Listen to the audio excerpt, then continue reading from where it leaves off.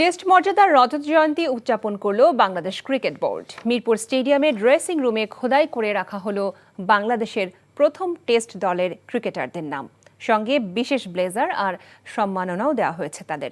2000 সালের এই দিনেই 10ম দল হিসেবে টেস্টে অভিজাত অঙ্গনে পা রাখে বাংলাদেশ। অতিক্রম করল 25টি বছর। সে উপলক্ষে মিরপুর স্টেডিয়ামে দিনটি উদযাপন করল বিসিবি। ক্রীড়া উপদেষ্টা আসিফ মাহমুদকে নিয়ে 25 পাউন্ডের বিশাল কেক কাটা হয় টেস্ট মর্যাদার রজত জয়ন্তী উপলক্ষে।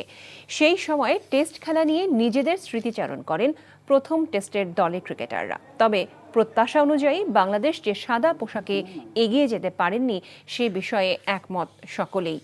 যদিও অতীতের ব্যর্থতা ভুলে ক্রিকেটকে এগিয়ে নেওয়ার বার্তা দিলেন বিসিবি সভাপতি আমিনুল ইসলাম বুলবুল। আমরা আশা করব যে আজকের এই দিনের মাধ্যমে হয়তো এই 25তম যে আমাদের আজকে আমরা সিলভার জুবিলি পালন করছি, এটা আমরা হয়তো যেদিন 50 বছর পালন করব বা 100 বছর পালন করব, আমরা জানি না তখন পৃথিবীতে থাকবো কি না।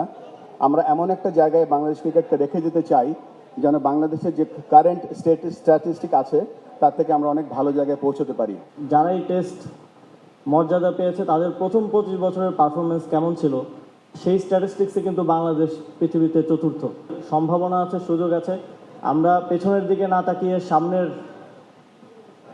দিনকে আরও গৌরবোজ্জ্বল, আরও সম্মানিত করার জন্য আমাদের পক্ষ থেকে যতটুকু এফোর্ট দেওয়ার, যতটুকু কাজ করার সুযোগ আছে সেই সর্বোচ্চটুকু দায়িত্ব পালন করতে চাই অ্যালং উইথ বিসিবি।